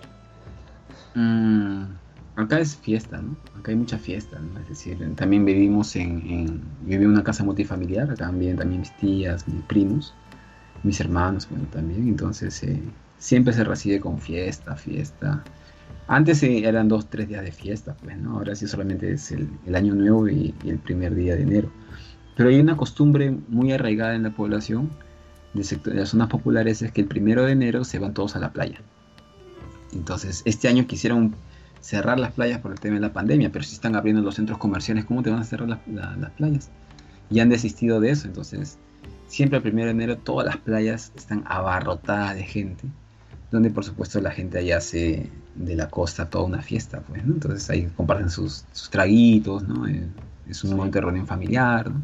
Pero esa es una costumbre muy arraigada. Yo no lo hago, pero sí, pues mucha gente hace eso, ¿no? Nosotros sí nos quedamos ahí festejando hasta las 10, hasta la 1 de la tarde sin teoría y comiendo nuestro ceviche. Ustedes saben que la comida peruana para Oh, nosotros es todo un ritual. no hay nada más rico que un Entonces, ceviche. Me perdonarán quienes me escuchen en la costa colombiana, pero el ceviche peruano es el mejor. sí, ¿no? El ceviche, el ¿Edgar aguadito, prepara bueno, hay ceviche? todo. No sé preparar ceviche. Sé otros platos peruanos, pero no ceviche. Mi hermano es el que se encarga de eso. Hacer Sí. los tiraditos, el ceviche mixto y todo. Qué rico. Entonces, ¿cuál es tu especialidad?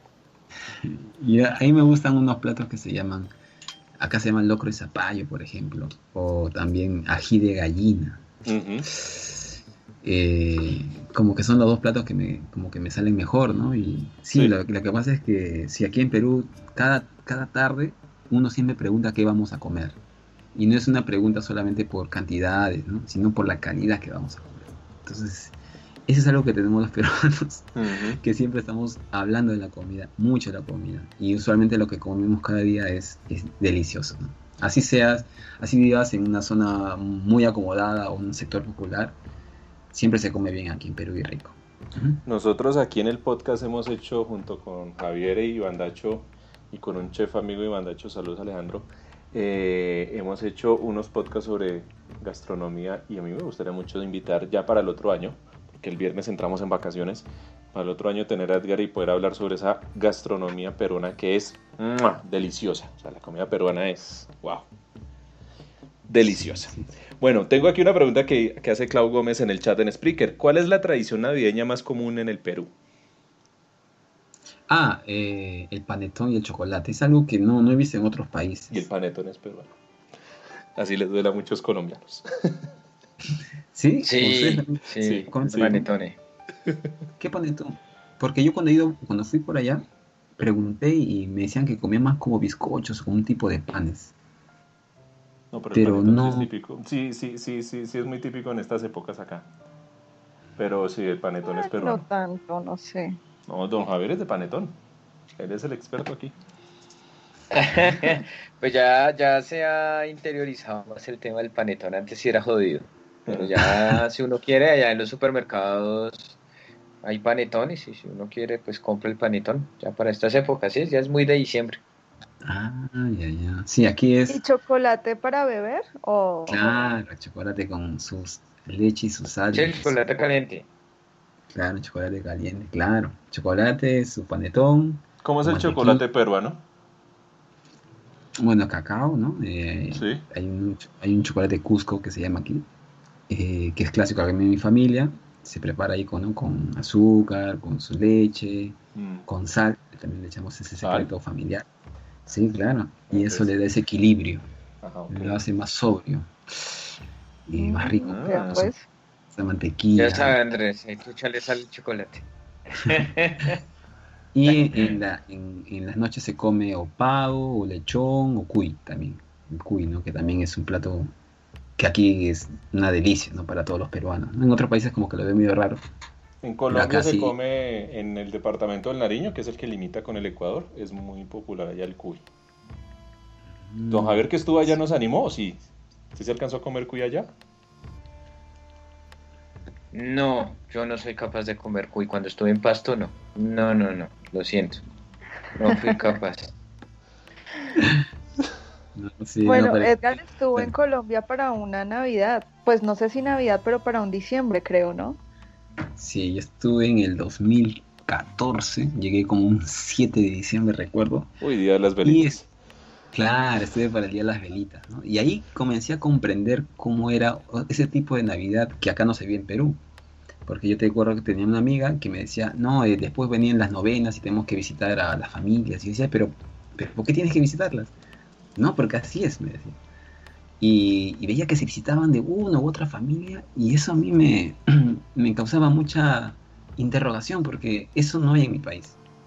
Y me gustaba eso de ustedes porque yo veía cómo las familias de alguna manera se integraban, ¿no? Habían espacios para que dialoguen entre los primos, entre los tíos, ¿no? Y eso aquí en Perú no hay esa ritualidad. Nosotros básicamente esperamos el 24 y 25, por ahí nos visitamos, pero no es decir, no tenemos ese afán de ustedes, ¿no? Y me acuerdo que algo bien raro que, bueno, para nosotros los peruanos, era, ustedes tienen como que este ritual de ver que el Colpatria se ilumine, ¿no? Algo así, ¿no? No, sí, la Torre Colpatria en Bogotá, sí. Sí. El segundo edificio más alto, porque ya hicieron otro ahí al lado. Eso para mí era como recontra extraño, porque yo recuerdo que yo estaba en la séptima en ese momento cuando Penny y toda la gente estaba como muy emocionada. Y yo decía, pero si es un edificio, ¿cuál es el...? Qué vergüenza. Y otra cosa bien bonito que me pareció era que todos los parques, yo me acuerdo que fui al Parque La 90, así creo que se llama. Parque La 93. 93. 93, ya. Y me vi que todo el parque estaba lleno de luces, y muchos parques recorrí, me acuerdo, muchos parques llenos de luces en Navidad. Y yo decía, mira, si eso en mi país se roban las luces, eso no amanece. Y eso fue algo también que me gustó muchísimo de Colombia, ¿no? Ese ambiente festivo, ¿no? A menos lo que pude apreciar. ¿Qué otras ciudades conoció Edgar?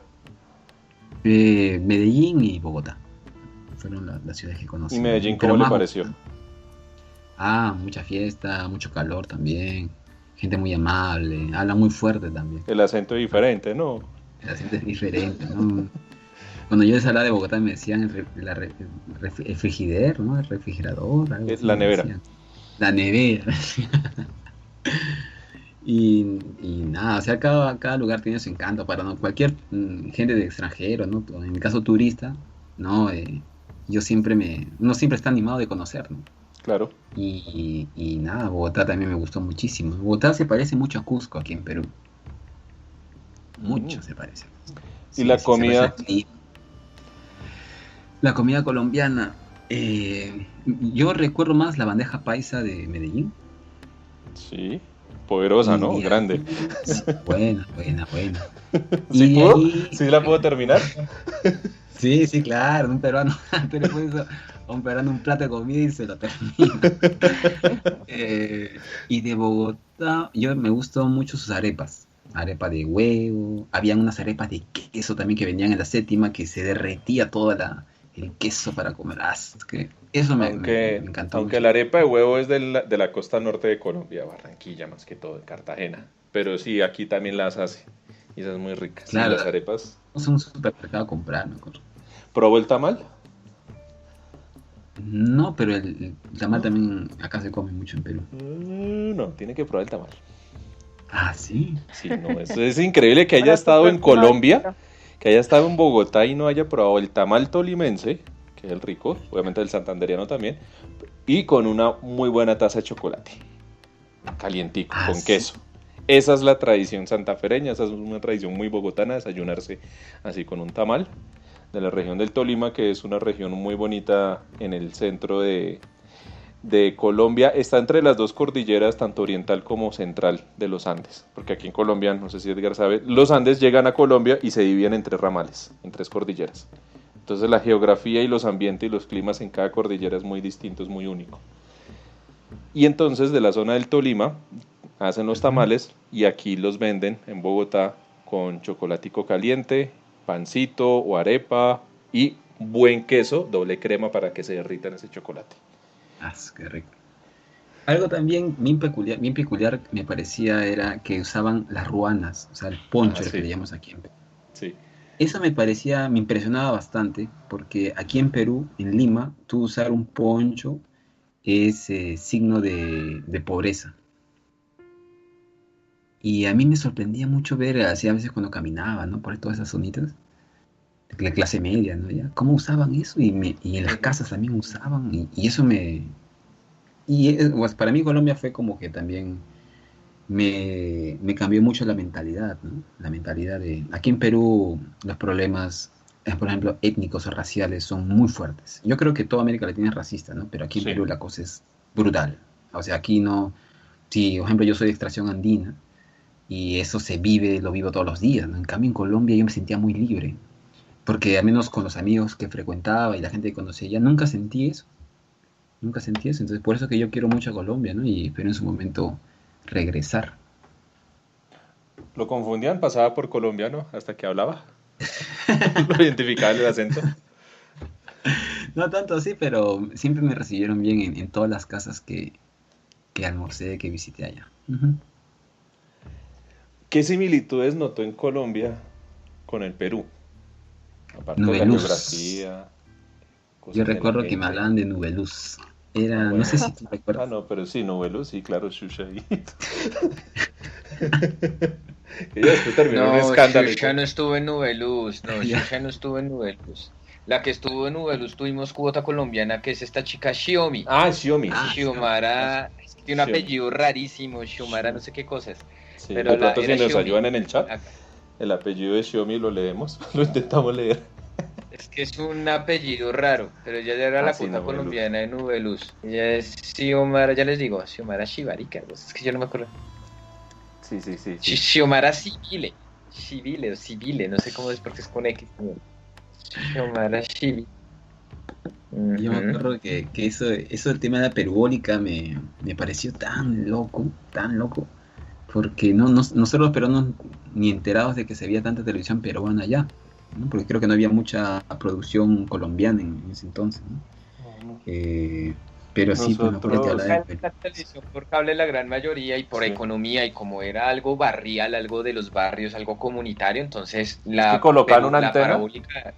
Y la conectaban con cables ahí de cobre y ahí se conectaban a los televisores. De hecho, nosotros crecimos sabiendo, o sea, viendo los comerciales de Inca Cola presenta, sin probar la Inca Cola. Nosotros sabíamos qué sabe la Inca Cola. También Fíjense, algo, yo para esa época nosotros teníamos tienda en el barrio, entonces llegó un pelado ahí, un vecino, bueno, ustedes tienen Inca Kola y nosotros pues no, porque no, eso es del Perú. O sea, ¿cómo era tanta la vaina? Ay, algo también que sí nos choca mucho a los peruanos es que cuando nosotros a veces compartíamos en fiestas, ustedes toman la cerveza chiquititas y cada uno agarra su cerveza. Su botella, sí. En cambio aquí en Perú no se toma compartimos. una cerveza grande de un solo vaso. Si son 10, a veces los 10 tomamos del mismo vaso. O sea, así se Ok. comparte. Y en cambio allá no tienen, me parece que no tienen esa costumbre al menos, ¿no? No existe ese tema como de compartir.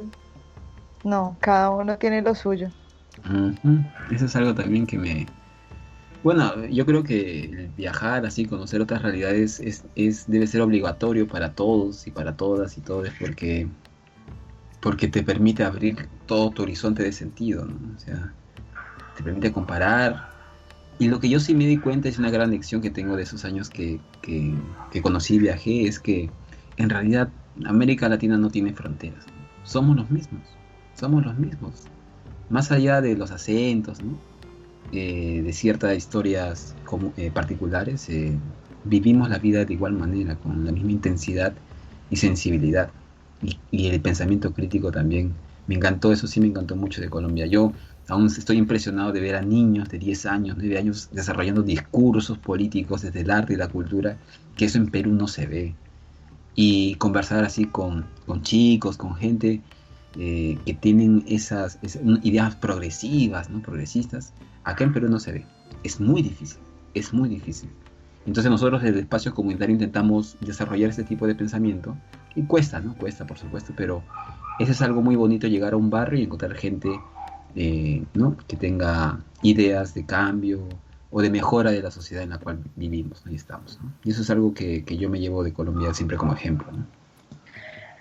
Bueno, es que Edgar cuando vino, pues estuvo visitando 2 festivales comunitarios de cine, que fue uno el Ojo al Sancocho que se hace en Bogotá, ¿Y tomó y el sancocho? otro que se llama La Otra Historia en Medellín.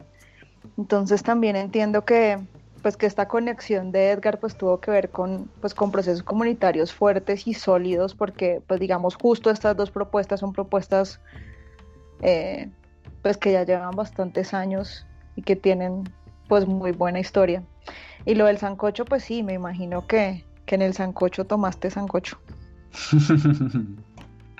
El sancocho, ¿verdad? Me estaba olvidando, claro. Sí, pero te comento que aquí en Perú los movimientos comunitarios o sociales no tienen ese nivel de pensamiento crítico en sus integrantes, en los jóvenes, ¿ah? Eso es algo que ustedes tienen que cuidar como oro. Es algo que yo siempre me llevo con muy buen recuerdo de ustedes, ¿no? Porque siempre es bueno ser disidente, ¿no? No hay que conformarse nunca con las verdades que vienen desde arriba, ¿no? Ujú. Bueno, yo aquí tengo... Nosotros siempre al final de los invitados que tenemos, don Javier saca una serie de preguntas muy sencillas, que son muy buenas. No sé si ya don Javier las tiene por ahí a la mano.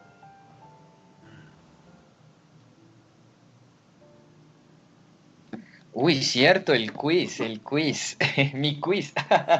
Y eso que don Andrés hizo una nueva adición, Sí, ¿no? por ahí. Entonces, sí, este es un quiz que siempre le hacemos a todos los invitados ya para terminar, como para distensionar, aunque esta charla estuvo más distensionada que No, de aquí van a salir otra más cosa. temas No para estuvo seguir con tan, Edgar en el como decimos podcast. aquí en Colombia, no estuvo como tan acartonado, no estuvo como tan cuadriculado, estuvo súper chévere.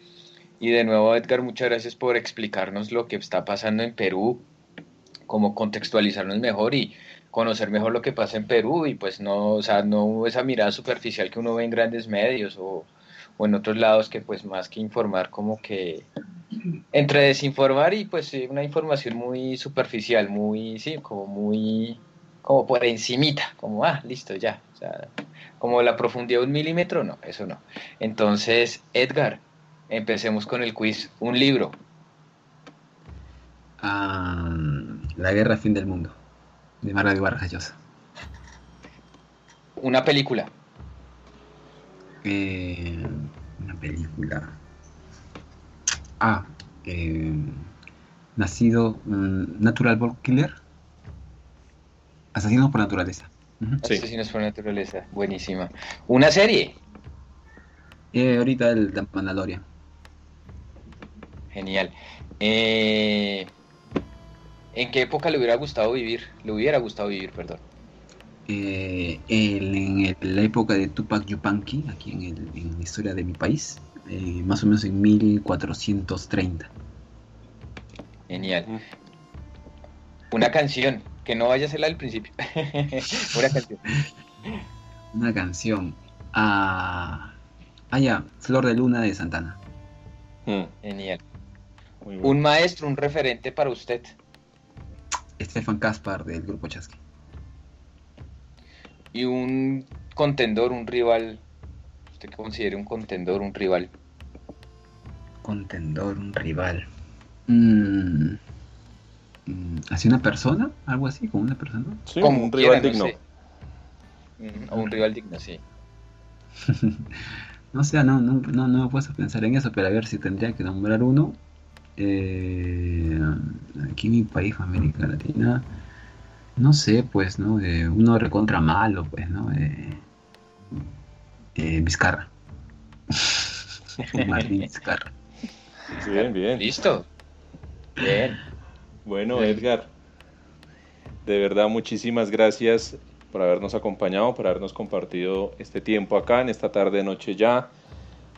Ya es noche aquí en Bogotá. Ya está oscuro aquí en Bogotá, no sé en Lima si ya alcanza a estar un poco oscuro o completamente oscuro. Sí, ya está, ya. Aquí está completamente oscuro. Bueno, muchísimas gracias. ¿En qué redes sociales, en dónde lo pueden encontrar, quienes lo quieran contactar? Estoy en Facebook como Edgar Flores Mego. También Sí. estoy en Instagram como Cinemego. En Twitter estoy como... no uso mucho Twitter, no recuerdo. @ Edgar Mego. Ahí Edgar está. Mego, @Edgar Mego. Y en mi proyecto comunitario, que es de cine, con niños y jóvenes, se llama Somos Minca Audiovisual y lo pueden encontrar en Facebook. Qué bueno. Edgar, ya sabe, aquí está el espacio abierto para que podamos seguir hablando de muchos temas. Este fue un primer tema de muchos. Me gustaría que habláramos sobre temas audiovisuales con Carolina, aprovechando la presencia de ella, temas gastronómicos, temas culturales. Hay mucho de qué hablar.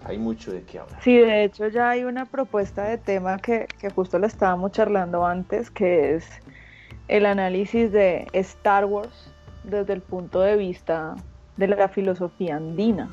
Ok. Ahí Genial. se va cocinando. Me gusta. Yo tengo una pregunta para Edgar porque como veo le gusta Star Wars. ¿Cómo ve las novedades ahora que Disney, ese El propietario. aparato grande todopoderoso de la cultura popular, sacó series de todo, que allá en Disney estaban ahí reunidos en la junta directiva y ¿qué es eso? Que un droide, también sáquele una serie a los droides y a los Ewoks y a los Yodas bebés y no mentira, hay un montón de avances, no sé cómo lo ve Edgar, si es bueno o si es malo para la saga, porque es que uno ve que están exprimiendo la saga a no poder, o sea, es bueno, es malo, o sea, porque obviamente pues todos los que les gusta el universo de Star Wars y otras personas que pues como que lo ven con buenos ojos, uy, qué felicidad, qué chévere, que saquen serie de, que serie de Lando, que la serie de los droides, que bueno, entre otras, que ya se me olvidan ahí el nombre, de todo un poco, sí, estos van a sacar de todo un poco ahí, que van a ampliar el universo Star Wars de todo lo que ya han hecho antes, entonces, ¿cómo ves eso? Bueno, esa es una mala noticia para nuestros países porque los 20 millones de dólares que invierten en cada capítulo del Mandalorian es a razón de que Estados Unidos tiene el control de todos nuestros mercados audiovisuales y cinematográficos, ¿no? O sea, va a seguir por ahí el camino, el calvario de nuestros países latinoamericanos, ¿no? Al tener estos éxitos para ellos, pero nos perjudican a nosotros económicamente, ¿no? Pero sí me gustaría como que verlo en cuestión cultural o ideológica, porque me parece que la primera trilogía de Star Wars tuvo este ánimo antiimperialista de esta época de Vietnam, y me parece que el Mandalorian ha acertado políticamente en retomar ese sentido al momento de estructurar su historia y sus relatos y sus subtramas. Aparte que tienen un horizonte esperanzador. Y si siguen en la mano de Jon Favreau y de Filoni, más que todo de David Filoni, que es el padawan, el alumno de George Lucas, yo creo que todas estas producciones van a ser un éxito, ¿no? Si durante ¿cuánto? Pues 40 años han escrito cosas maravillosas como Legends, ¿no? Todas las novelas, los videojuegos, no sé, pues las animaciones, que son muy buenas, ¿no? Yo me he leído algunas novelas de Star Wars, algunos juegos he visto sus cinematics, son geniales, ¿no?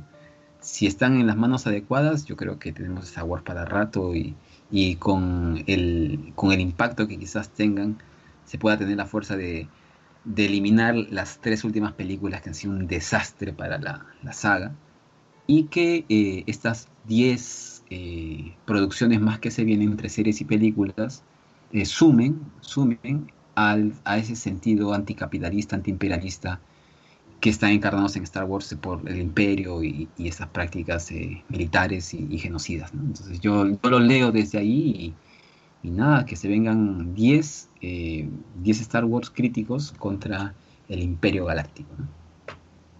Que sirve de analogía. Bueno, esto aguanta para hacer un buen podcast. Creo que con Edgar vamos a tener muy buen material para el próximo año. Totalmente. Entonces, No, Edgar, y la investigación que tiene Edgar sobre la cultura andina en Star Wars es una cosa impresionante. Así que bueno, ahí toca sacarle el espacio. Edgar ya quedó aquí comprometido con nosotros, estaremos siguiendo y contactándolo para que ya el otro año estemos agendando, estemos fijando fechas para hacer nuevos episodios podcast, estar hablando de varios temas, entre esos los de Star Wars con la comunidad andina. Me interesa mucho esto. Entonces, ¿no? Me encanta seguir participando. Bueno, quiero agradecerle también a don Javier, a doña Carolina, muchísimas gracias por habernos acompañado, por haber hecho todo esto posible, a doña Caroleta que nos trajo aquí a Edgar, hizo el puente, ya saben, @papelito bipolar, en la cuenta de Carolina, @contraguarria, don Javier, muchísimas gracias, Edgar, muchísimas gracias por habernos acompañado, de nuevo, gracias por el tiempo, gracias por sus conocimientos, por sus apreciaciones y por haber estado aquí con nosotros en este podcast especial de Pos la Verdad. Don Javier, mañana le toca, ¿no? Sí, señor, mañana me toca. Y un paréntesis acá, bueno, y si esperaban que mañana hablara de lo sucedido, pues no. Mañana vamos a hablar de lo que ha pasado, de lo que ha acontecido. Entonces, esperándolos el día de mañana, chévere, aquí en el podcast de Pues la Verdad. Edgar, de nuevo, mil gracias. A Caro, muchas gracias también por el puente, por haber traído aquí al podcast a Edgar. Entonces ya sabe, aquí las puertas del podcast siempre abiertas para lo que desee, para expresar opiniones y demás, acá bienvenido. Y bueno, don Andrés, muchas gracias y mañana encargado del podcast, del antepenúltimo podcast de este año. Bueno, don Javier, doña Caroleta, gracias, muchas gracias doña Carolina, haber hecho Bueno, todo muchas esto gracias posible. a ustedes por el espacio. Y hagamos algo chévere, hagamos algo bueno. No sé si Edgar sabe qué significa chévere. Claro, nosotros lo usamos también aquí. Bueno, listo. Edgar, despídase de la amable audiencia. Ya, nada, muchas gracias a ustedes por la invitación. Estamos abiertos ahí para cualquier otra intervención que tengamos y nada, yo creo que sigamos apostando por nuestros países, ¿no? Siendo buenos ciudadanos, buenas personas y siempre juntándonos para conversar y construir sueños. Creo que a la gente le falta soñar y eso es algo necesario, más urgente en todos estos contextos pandémicos más aún. Hemos llegado hasta el final de este episodio podcast. Gracias por habernos acompañado.